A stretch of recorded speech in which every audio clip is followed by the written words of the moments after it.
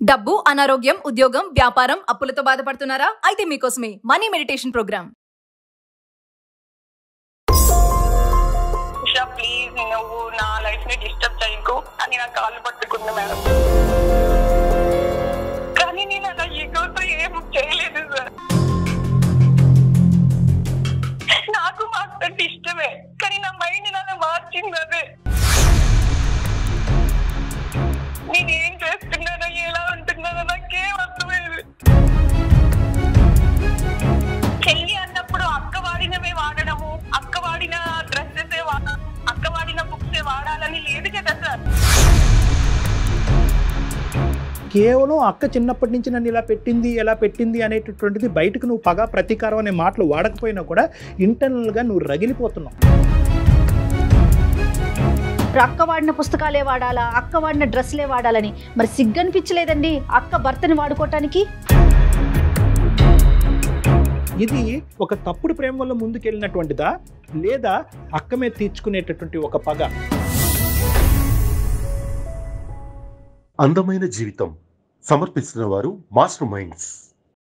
Welcome to అందమైన జీవితం. నమస్తే డాక్టర్ గారు. నమస్తే జయ గారు. నిన్న నైట్ నేను ఒక మెయిల్ చదివానండి. సిబ్లింగ్స్ మధ్య వచ్చే ఒక రైవల్టీ చిన్నప్పుడు బాగుంటుంది, ఏదో అమ్మ నాన్న సర్ది చెప్తారు, కొంచెం పెరిగి పెద్ద అయ్యేసరికి తగ్గిపోతుందండి.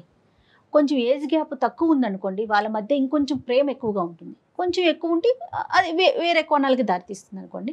ఈ రైవల్టీ అనేది పర్సనల్ లైఫ్లో కూడా వెళ్ళిపోయి అది విపరీతమైన ధోరణులు, ఇటు అక్క కానీ అటు చెల్లెలు కానీ, అది పెళ్ళి అయిపోయిన తర్వాత కూడా ఒకరి జీవితంలోకి ఇంకొకరు ఎంటర్ అయిపోతుంటే జరిగే మలుపులు అసలు మాటల్లో చెప్పలేము. అలాంటి ఇష్యూ అండి ఇప్పుడు ఇది మరి ఎటు దారి తీస్తుందో ఏంటో. ఒకసారి మరి అమ్మాయి నాకు మెయిల్ అయితే చేసింది, నెంబర్ కూడా పెట్టింది, మరి కాల్ చేయమంటారు ఒకసారి? తప్పకుండానమ్మా.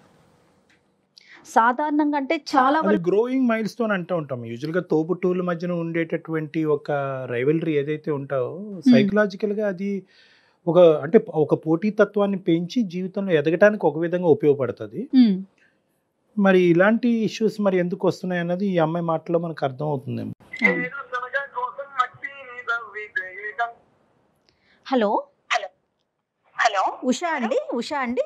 అవును మేడం. ఉషా గారు, నేను సుమన్ టీవీ నుంచి మాట్లాడుతానండి, అందమైన జీవితం ప్రోగ్రామ్ నుండి. Hi madam. హాయ్ అండి, బాగున్నారా? బాగున్నాం మేడం. ఉషా, మీరు మెయిల్ చేశారు, చూశాను. నేను డాక్టర్ గారికి కూడా బ్రీఫ్గా చెప్పాను. నేను రైట్, డాక్టర్ గారితో ఒకసారి చెప్పండి, బ్రీఫ్గా చెప్పండి ఉషా. Okay ma'am. ఓకే అమ్మా ఉషా, నమస్తే అమ్మా. నమస్తే సార్. ఎంతమ్మా మీ వయసు ఎంత? మీ ఊరు ఎక్కడ? మాది ఖమ్మం సార్. 25 years సార్ నాకు. ఓకే. నేను మా అక్క ఇద్దరమే అక్క చెల్లెలం సార్, ఎవరు లేరు మాకు. మా అక్క ప్రతి విషయంలో నన్ను చిన్నప్పటి నుంచి డామినేట్ చేస్తూ వచ్చేది సార్. ప్రతిదీ తనకి చెప్పి చెయ్యాలి.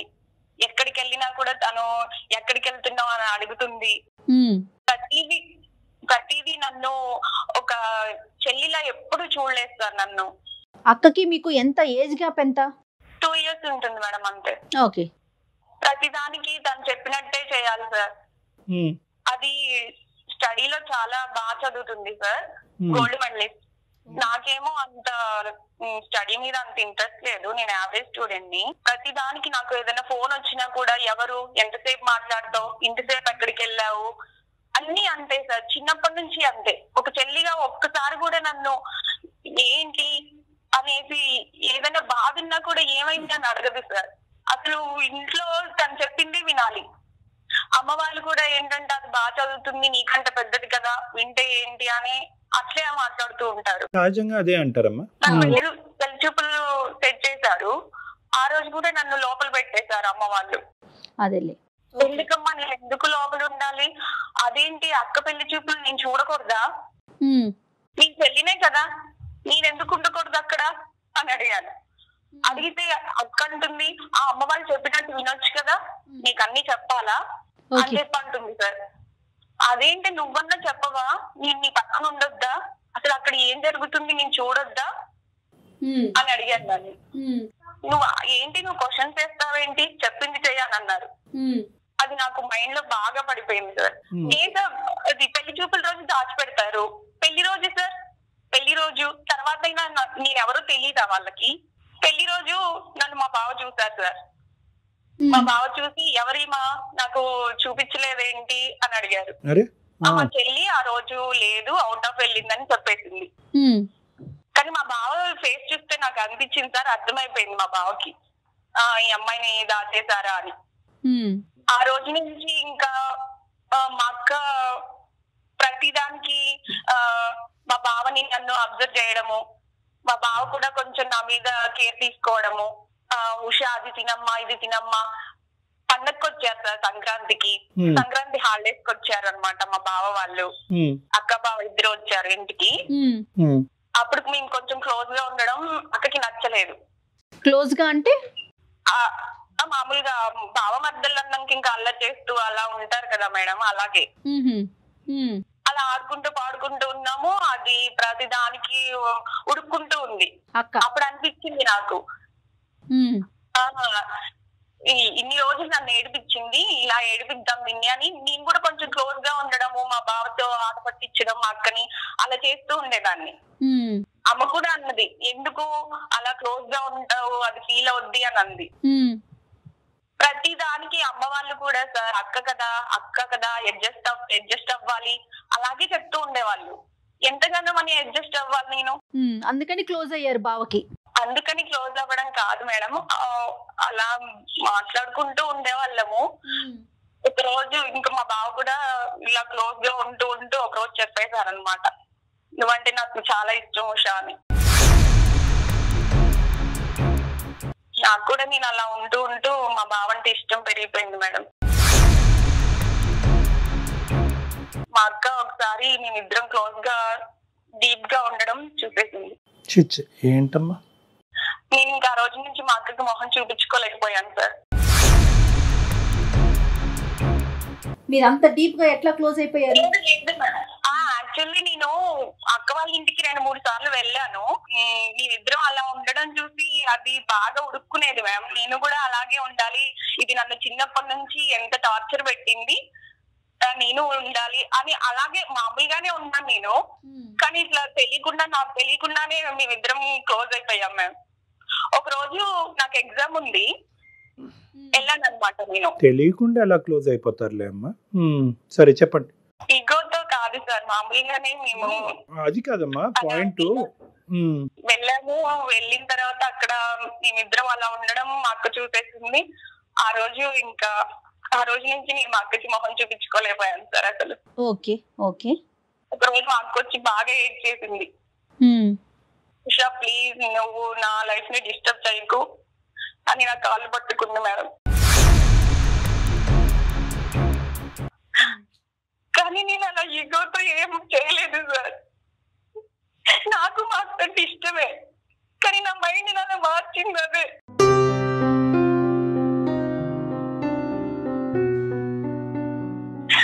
నేనేం చేస్తున్నానో ఎలా ఉంటున్నానో నాకేం అర్థమైంది.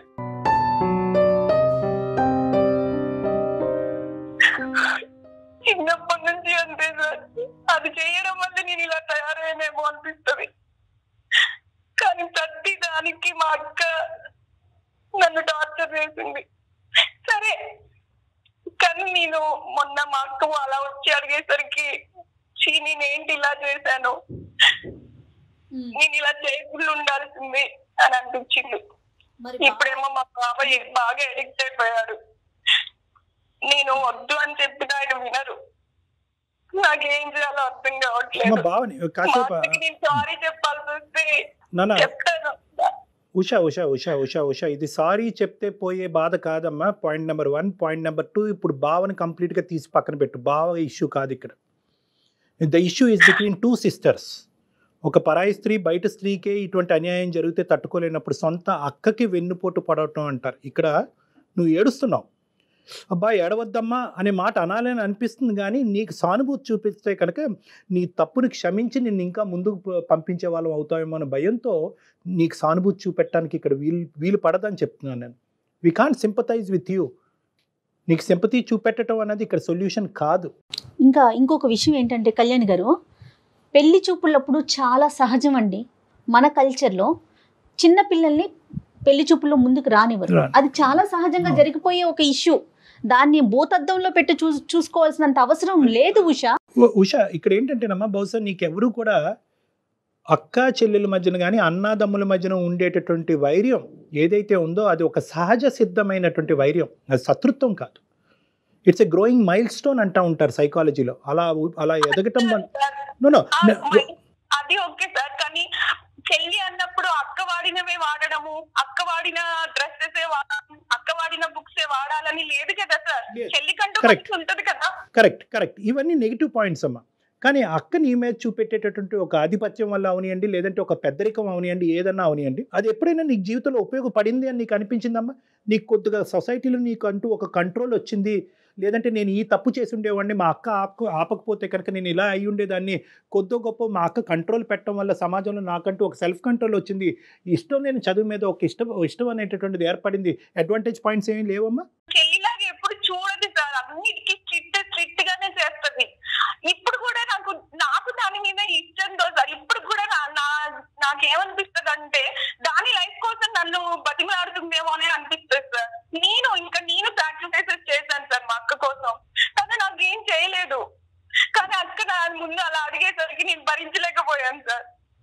నేను చేసింది తప్పే, నేను ఒప్పుకుంటున్నాను, ఏం చేయాలో కూడా అర్థం కావట్లేదు. అర్థం అవుదమ్మా, ఎందుకంటే అర్థం కానటువంటి పొజిషన్ నీ జీవితాన్ని నువ్వు పట్టుకెళ్ళిపోయావు. అక్క జీవితాన్ని, నీ జీవితాన్ని, మీ బావ జీవితాన్ని, మొత్తం అందరి భవిష్యత్తుని మొత్తం అందరినీ కూడా ఒక తెలియనటువంటి ఒక ప్రాంతానికి తీసుకెళ్ళిపోయాను. నేను అడిగేది ఒకటేనమ్మా, ఇక్కడ నీ సబ్ కాన్షియస్ మైండ్లో అక్క మీద నాకు వైర్యం లేదండి, అక్క మీద పగ తీర్చుకునేటటువంటి ఉద్దేశం నాకు లేదు అని అంటూనే నువ్వు అందులో ముందుకెళ్ళావు.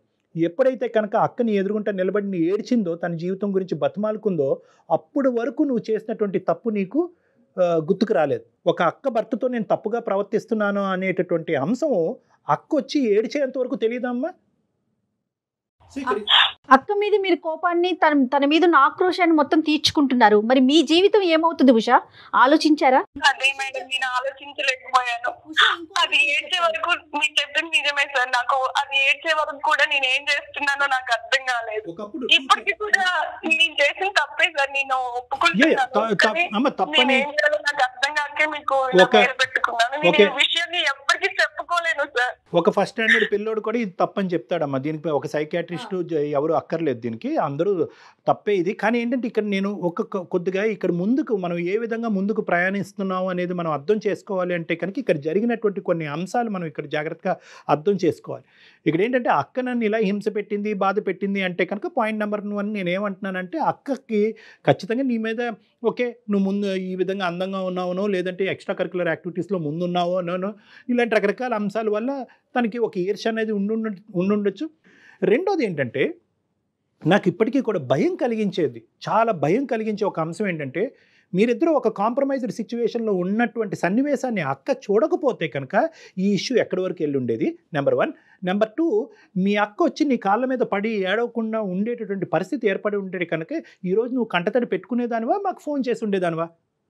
అంటే నీకెంత డిలేడ్ రెస్పాన్స్ ఏర్పడింది. కేవలం అక్క చిన్నప్పటి నుంచి నన్ను ఇలా పెట్టింది, ఎలా పెట్టింది అనేటటువంటిది బయటకు నువ్వు పగ ప్రతీకారం అనే మాటలు వాడకపోయినా కూడా ఇంటర్నల్గా నువ్వు రగిలిపోతున్నావు.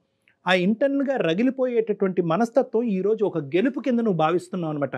మీ అక్క భర్త మీద నువ్వు సాధించినటువంటి ఒక ప్రేమాయణం ఏదైతే ఉందో అది నువ్వు సబ్కాన్షియస్గా ఒక గెలుపుగా భావిస్తున్నావు. నాకు నీ దగ్గర ఉన్న ఒక సూటైన ప్రశ్న ఒకే ఒకటి, ఇది ఒక తప్పుడు ప్రేమ వల్ల ముందుకెళ్ళినటువంటిదా, లేదా అక్క మీద తీర్చుకునేటటువంటి ఒక పగ? లేదు సార్, లేదు. మా బావతో నాకు కూడా కొంచెం ఇష్టం ఏర్పడింది సార్. మా అక్క మీద ఈగో వల్లనే కాదు, మా బావ అంటే నాకు కూడా కానీ ఖచ్చితంగా అక్క మీద గెలుపు పొందుతున్నాను అనే భావం మొదలైన తర్వాత ప్రేమ మొదలైంది అన్నది నా ఆలోచనమ్మా. Yes are no? నువ్వు నీ మాటల్లోనే నువ్వు అన్నావు, నేను గెలుపొందినట్టుగా నేను ఫీల్ అయ్యాను, నువ్వు ఆట పట్టిస్తున్నట్టుగా ఫీల్ అయ్యాను. ఫస్ట్ ఆట అన్నావు, తర్వాత అది కాస్త తప్పు కాస్త నేరం కింద మారిపోయింది. మళ్ళీ నువ్వేదో త్యాగం చేసినట్టు చెప్తున్నారు ఉషా మీరు. ప్లస్ ఫస్ట్లోనే ఒక మాట చెప్పారు, అక్క వాడిన పుస్తకాలే వాడాలా, అక్క వాడిన డ్రెస్లే వాడాలని. మరి సిగ్గనిపించలేదండి అక్క భర్తని వాడుకోవటానికి? సారీ ఉషా, ఇట్లా అంటున్నందుకు తప్పుగా అనుకోవద్దు. మారిపోయింది మేడం. ఏంటమ్మా? అక్క చెప్పిందే వినాలి, అక్క చేసిందే చేయాలి. రైట్, కరెక్ట్ అమ్మా. ఇప్పుడు అమ్మ ఒకటి ఇక్కడ Usha, I think you're getting confused between 2 very big concepts. ఇక్కడ ఏంటంటే అక్క బాధ్యతగా ఉంది, అక్క పెద్దరికం వహిస్తుంది, అక్క బట్టలు వేసుకోవాలి, అక్క పెన్సిల్ వాడాలి, అక్క రబ్బర్తో చెరపాలి అనేటటువంటి అంశం వేరో, కాబట్టి ఇలా చేశారు కాబట్టి అక్క భర్తను నేను వాడుకుంటే తప్పేంటి అనేటటువంటి ఆలోచనకి ఈ రెండిట్లకి నక్కి నాగలోకానికి ఉన్నంత తేడా ఉందమ్మా. 100కి 90 ఇళ్లలో ఇది ఉంటుంది. అన్నయ్య తమ్ముడు కరెక్ట్గా ఉండాలనే ఆలోచనతో తమ్ముడి మీద ఆజమాయిషి చలాయిస్తాడు. ఒక పేరెంటల్ రోల్ అనేటటువంటిది ఒక అన్నయ్య తమ్ముడి మీద చూపెడతాడు, ఒక అక్క చెల్లి మీద చూపెడుతుంది. ఇప్పుడు నా జీవితం ఏమవుతుంది, రేపొద్దున నాకు అసలు పెళ్లి అవుతుందా, నేను ఎట్లా, అంత ఆలోచన ఉండదా, మెచ్యూరిటీ లెవెల్స్ ఉండవా అంటే ఆ కోపంలో ఏదైనా చేసేస్తారంటారా? ఈ అమ్మాయి జీవితం గురించి ఆలోచించడం సెకండరీ అమ్మ. But she has no right to take away the life of our sister. వాళ్ళ అక్క జీవితాన్ని పాడు చేసేటటువంటి రైట్ దీనికి లేదు. ఆ మాంత్రికుడు, సారీ మీ సో కాల్డ్ మీ అక్క భర్తని మాంత్రికుడు అంటున్నాను, ఎందుకంటే కనుక ఈ మొత్తం అంశంలో పెళ్ళి అయిన దగ్గర నుంచి పెళ్లి పేట్ల మీద కూర్చుంటూ కూడా నా వైపే చూశాడు అనేటటువంటి ఒకడు అసలు ఎంత పాపం పని చేస్తాడమ్మా. నువ్వు తప్పు చేస్తే కనుక అతను నేరం చేస్తున్నాడు, డబుల్ స్టాండర్డ్స్ చూపెడుతున్నాడు. అక్కతో పాటు చెల్లిని కూడా వాడుకోవచ్చు అనే ఆలోచనతో మొదటి నుంచి ఉంది అతనికి. నీకు మొదటి నుంచి లేదు ఈ ఐడియా. అతను పెళ్లిపేట్ల మీద కూర్చున్నప్పటి నుంచి అక్కతో పాటు బై 1 get 1 ఫ్రీ అన్నట్టుగా అతను ముందుకెళ్ళాడు ఇక్కడ. అందులో డౌటే లేదమ్మా. నన్ను రూమ్ లో పెట్టి అలా ఉంచకుండా ఉంటే అలా అవ్వేది కాదేమో సార్. అదే మాట చెప్తుంది తను, పెళ్లి చూపుల విషయాన్ని తీసుకొస్తోంది. అంటే అయితే ఏంటమ్మా, తర్వాత ఎప్పుడన్నా ఒక 5 సంవత్సరాల తర్వాత నిన్ను చూపెడితే అప్పుడు కూడా నీతో ప్రేమైన మొదలు పెడతాడా? అది కాదు సార్. లేదమ్మా, లేదు. నువ్వు చేసిన తప్పుని సమర్థించుకుంటున్నావు ఉషా. లేదు మేడం, నేను తప్పని ఒప్పుకుంటున్నాను, కానీ నాకు నేను అలా చేయడానికి కారణం అయితే నా మైండ్ సెట్ మేడం. నా మైండ్ అలా మారిపోయింది మాత్రం అక్క వల్లే. రైట్. ఇప్పుడు యూ టర్న్ తీసుకుంటావా? ఇప్పుడు నువ్వు చేసిన ఏం సమాధానం చెప్పాలని నాకు అర్థం కావట్లేదు. ఎలా ఫేస్ చేయాలో నాకు అసలు అర్థం అవ్వట్లేదు. తల్లి, ఇప్పుడు ఏడవటంలో ఏమీ లాభం లేదు. నేను ఇందాక కూడా చెప్పాను, ఇటువంటి అంశాల దగ్గర మేము సానుభూతి చూపెట్టడం కష్టం, ఎందుకంటే నువ్వు చాలా తప్పు అనే ఉచ్చులో ఉన్నావు. నేను ఒకటే చెప్తున్నాను నీకు, ఇప్పటికైనా జరిగింది. ఇప్పటికి యూటర్న్ తీసుకుని నీ తప్పుని తెలుసుకుని క్షమాపణ అడిగి వెనుదిరగలవా? Can you come back? నేను ఓకే సార్, కానీ మా బావ. ఎవరమ్మా మీ బావ? మీ బావే పెద్ద మాంత్రికుడమ్మా. మీ బావే నేరస్తుడు ఇక్కడ. మీ బావ తప్పుదోవలో వెళ్తూ ఉంటే కనుక అతన్ని చూసి జాలి పడతావేంటమ్మా? అతని దయాదాక్షిణ్యాల మీద మీ జీవితాన్ని నిలబెట్టకూడదు. నువ్వు గట్టిగా చెప్పాలి. కాదమ్మా, మీ బావకి మీ అక్కనిచ్చి పెళ్లి చేశారా లేకుంటే ఇంకొకటా? మరి ఏం ఉషా, ఎవరిని చూసి జాలి పడుతున్నావమ్మా? ఎవరిని చూసైతే నీ జీవితంలో చూసి జాలి పడకూడదో వాళ్ళు చూసి జాలి పడుతున్నావు. ఇంకా నీ వైపు తప్పుగా ప్రవర్తిస్తే చెప్పాల్సింది పోయి నువ్వు ఎంకరేజ్ చేసి మళ్ళీ ఇప్పుడు పాపం బావ అంటున్నావు. పాపం అక్క అనేది మాట్లాడట్లేదు నువ్వు.